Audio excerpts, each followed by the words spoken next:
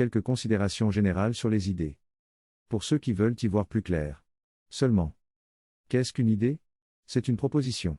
Elle peut concerner le passé, le présent ou le futur. Elle peut concerner des choses physiques ou des choses subtiles. Vous pouvez avoir quelques idées sur l'histoire de tel peuple durant telle période. Ou quelques idées sur ce qui pourrait advenir dans le futur pour telle société ou pour tel peuple. Une idée est une proposition, qui peut concerner la réalité ou la fiction. Le visible ou l'invisible. L'effectif ou simplement le possible. Vous pouvez avoir quelques idées sur les anges, ou quelques idées sur les hobbits, des personnages de fiction. Vous pouvez avoir l'idée d'ouvrir une boutique pour vendre des meubles ou pour vendre des pâtisseries, ou l'idée de faire un voyage dans un pays exotique pour vous. Une idée peut être vraie, ou elle peut être fausse. Vous pouvez savoir déjà si elle est vraie, ou ne pas encore savoir si elle est fausse. Vous pouvez croire qu'elle est vraie, alors qu'elle est fausse. Vous pouvez croire qu'elle est fausse, alors qu'elle est vraie. Une idée peut être belle, c'est-à-dire diversement plaisante pour vous. Tout comme elle peut être horrible, comme l'idée de faire brûler vif un animal de compagnie, par simple cruauté. Une idée peut être simple. Et une idée peut être complexe. Elle peut être utile, tout comme elle peut être stérile. Qu'est-ce qu'une idée? Encore une fois, c'est une proposition. Et pour exister en tant qu'idée, il suffit que quelqu'un l'ait eue, que quelqu'un l'ait pensée. Une idée peut n'avoir été pensée qu'une seule fois, dans la tête de quelqu'un, puis ne plus jamais avoir été pensée par personne d'autre. Tout comme une idée peut connaître une propagation mondiale et se retrouver adoptée par tout le monde. Une idée peut plaire, une idée peut déplaire. Elle peut effrayer, ou elle peut rassurer. Elle peut mettre le feu aux poudres et démarrer un conflit, tout comme elle peut apaiser les choses et faire cesser un conflit. Toutes les idées ne sont pas pensées dans le même but. Certaines idées auront pour but de divertir ceux qui vont les lire ou les entendre. De telles idées vont construire un roman, un recueil de poésie, un album de chansons, un recueil de contes, etc. Certaines autres idées auront pour but d'apaiser quelqu'un, de rassurer quelqu'un, de sortir quelqu'un de quelque émotion difficile. Ce sont alors des paroles pour consoler, pour soutenir, pour agir comme un baume sur un cœur affligé. Il ne s'agit pas alors de chercher à savoir si de telles idées sont justes ou fausses, il s'agit seulement de savoir si elles sont suffisamment bien taillées pour susciter les effets psychologiques qu'on leur demande de susciter. Une idée peut être exprimée pour elle-même, proposée pour elle-même. Tout comme elle peut participer d'un raisonnement, d'une démonstration, d'un exposé. Quand une idée est destinée à renseigner sur quelque aspect de la réalité, sur les étoiles, sur les atomes, sur les propriétés de la matière-énergie, sur les technologies, sur les techniques, sur les méthodes, sur les âmes, sur les capacités psychiques, sur les esprits, etc. Oui, quand une idée est destinée à renseigner sur quelque aspect de la réalité, il devient important de savoir si elle est juste ou si elle est fausse. Peu importe par ailleurs les effets psychologiques que peut susciter cette idée. Il n'y a aucun problème en soi avec les idées elles-mêmes. À partir du moment où celui qui les exprime est honnête. Oui, il n'y a aucun problème en soi avec les idées elles-mêmes. Il n'y a aucun problème à ce qu'une idée soit destinée seulement à divertir, ou plutôt à rassurer, ou encore à faire rêver, ou encore à calmer et à ramener à la sobriété. Il n'y a aucun problème à ce qu'une idée soit destinée à couvrir et à cacher des choses, tout comme il n'y a aucun problème à ce qu'une idée soit destinée à dévoiler et à révéler des choses. Qu'une idée soit vraie ou qu'elle soit fausse, que le fait qu'elle soit vraie ou fausse ne soit pas ce qu'on lui demande, etc. Encore une fois, en soi, il n'y a aucun problème à cela. Le problème c'est quand il y a un défaut de posture chez celui qui émet des idées. Tandis qu'il n'y a aucun problème quand la personne assume sa posture et se garde d'essayer de la falsifier. La personne qui écrit de la fiction, demeure dans une posture juste tant qu'elle assume que ce qu'elle écrit c'est de la fiction. Et on ne demande pas à de la fiction qu'elle soit vraie. On peut lui demander des millions d'autres choses, et essentiellement qu'elle soit agréable, stimulante, inspirante.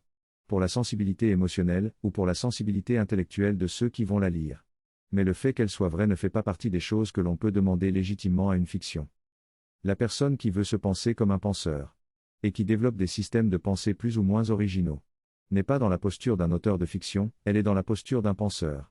Et ses essais et ses textes, avec les idées que tout cela contient, ont d'abord valeur d'hypothèse intellectuelle, et pas nécessairement de vérité. Qu'est-ce qu'on est en droit d'attendre d'un penseur? Qu'il y ait quelques possibilités de cohérence et de clarté dans chacun de ses essais et dans chacun de ses textes. Tandis qu'il doit pouvoir garder la liberté intellectuelle de diverger d'un essai à l'autre, d'un texte à l'autre, selon l'évolution de sa propre réflexion. Selon les aspects intellectuels qu'il l'intéresse d'explorer. Que ses idées soient possiblement intéressantes, possiblement fascinantes, possiblement révolutionnaires.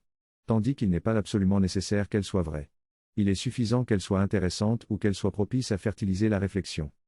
Si la personne se pense comme un enseignant, ce qui est différent d'une posture de penseur, alors en ses livres et dans ses textes, on doit attendre de lui qu'il délivre des idées justes, ou à minima des idées qui soient une approximation de la justesse aussi plausible que possible. Si l'enseignant use de métaphores et d'allégories, il doit pouvoir s'assurer de rendre clair qu'il s'agit de métaphores et d'allégories, tandis qu'il est évidemment tenu de rendre aussi clair que possible les idées dont ces métaphores et dont ces allégories sont de simples illustrations. Si l'enseignant enseigne sur les étoiles ou sur les particules élémentaires, s'il enseigne sur la conscience et sur les capacités de perception énergétique, il est dans l'obligation morale de s'en tenir à ce qui est vrai, et de présenter les hypothèses pour des hypothèses, des connaissances pour des connaissances, des suppositions pour des suppositions. Et s'il ne sait pas quelque chose, il doit s'abstenir d'essayer de faire passer de simples spéculations pour de la supposée connaissance. Ce n'est pas que l'enseignant ne puisse pas user de suppositions, d'hypothèses ou d'extrapolations. C'est qu'il doit avoir l'honnêteté d'identifier ces choses sans ambiguïté, et ne pas essayer de faire passer une simple supputation pour une révélation. Si la personne se pense surtout comme un chercheur, et non comme un enseignant, alors les exigences sont différentes. L'enseignant est supposé détenir un corpus consistant de connaissances, et ce qui fait de lui un enseignant c'est sa volonté et son désir d'enseigner le corpus de connaissances qu'il détient. Qu'il s'agisse d'enseigner les mathématiques ou la médecine dans une école supérieure ou dans une faculté. Ou qu'il s'agisse d'enseigner le développement énergétique et les réalités subtiles dans une organisation spirituelle ou dans un groupe spirituel. Le chercheur est dans une autre posture. Il a peut-être quelques connaissances, mais il est surtout dans une démarche de recherche. Et s'il partage ses connaissances, il doit les identifier comme des connaissances, et s'il partage ses hypothèses, il doit les identifier comme des hypothèses, et s'il partage ses spéculations, il doit les présenter comme des spéculations. Et s'il se comporte comme un enseignant tout en daignant de prendre la posture d'un enseignant, il doit se corriger. Et revenir à l'humilité naturelle de la posture du chercheur, au lieu d'essayer de revendiquer l'autorité naturelle de la posture de l'enseignant. L'honnêteté impose de choisir une posture. Et c'est déjà un signe de malhonnêteté intellectuelle que de refuser à la fois toute posture, et vouloir se comporter comme si on voulait incarner quelque posture. La posture de l'élève ou du disciple est une posture, qui a ses propres exigences. Et la première exigence de cette posture est de se choisir les enseignants dont on va étudier les enseignements de manière privilégiée, car la dispersion intellectuelle n'a jamais été un signe d'intelligence. Un élève qui camperait dans une posture de contestation gratuite et de contradiction gratuite, n'est évidemment pas un élève. Et une personne qui camperait dans une posture de contestation gratuite et de contradiction gratuite, est une personne qui a un problème. Un problème dans son propre mental émotionnel. Non, ce n'est pas un problème en soi de contester ou de contredire. Mais il y a des façons pertinentes de contester et de contredire, et des façons stupides de contester ou de contredire. On conteste et on contredit quand on détecte un défaut logique démontrable dans un propos. Et la contestation et la contradiction sont des démarches pour établir la démonstration du défaut logique dans le propos. Et défaut logique veut dire, une inconsistance logique du raisonnement ou une inconsistance structurelle des bases du raisonnement. Quand la contestation et la contradiction ne reposent sur aucune démonstration logique, mais procèdent seulement d'une démangeaison émotionnelle, alors oui, c'est stupide. Et cette démangeaison émotionnelle peut prendre de multiples formes. Mais elle est toujours reconnaissable par la malhonnêteté intellectuelle des arguments utilisés pour contester ou pour contredire. D'une manière générale, s'il y a de l'honnêteté intellectuelle quand on présente des idées, alors il n'y a pas de problème. Et le minimum nécessaire de l'honnêteté intellectuelle, c'est de présenter les idées pour ce qu'elles sont. S'il s'agit d'hypothèses, il faut le rendre clair. S'il s'agit de fiction, il faut le rendre clair. S'il s'agit de connaissance, il faut le rendre clair. S'il s'agit d'une démonstration, il faut qu'elle soit aussi rigoureuse que possible. S'il s'agit de spéculation libre, il faut l'assumer ainsi. S'il s'agit de théorie spéculative, il faut le rendre clair. S'il s'agit de propos destinés à apaiser des personnes affligées, il faut l'assumer. Etc. L'honnêteté intellectuelle est aussi nécessaire pour garantir de saines discussions. Il n'y a aucune honnêteté intellectuelle dans la contestation gratuite et dans la contradiction gratuite. Et le fait d'avoir quelques griefs émotionnels contre un interlocuteur, n'est pas une raison valable de venir contester ou de venir contredire, encore moins de venir saboter le processus de la discussion.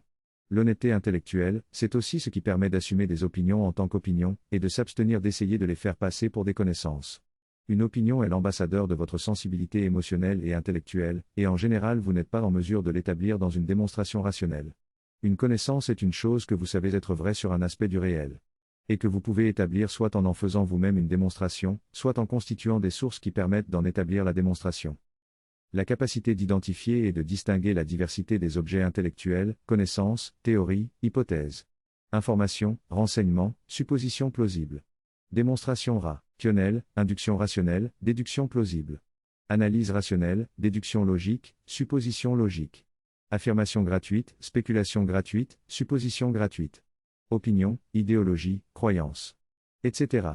La capacité d'identifier et de distinguer ces choses, et la capacité d'assumer la nature de nos propos. D'assumer de quel type d'objet intellectuel il s'agit. C'est cela qui garantit le caractère sain d'une discussion. Et c'est toujours de l'honnêteté intellectuelle. D'une manière générale, la malhonnêteté intellectuelle est un poison dans le domaine du maniement, de la transmission et de la discussion des idées.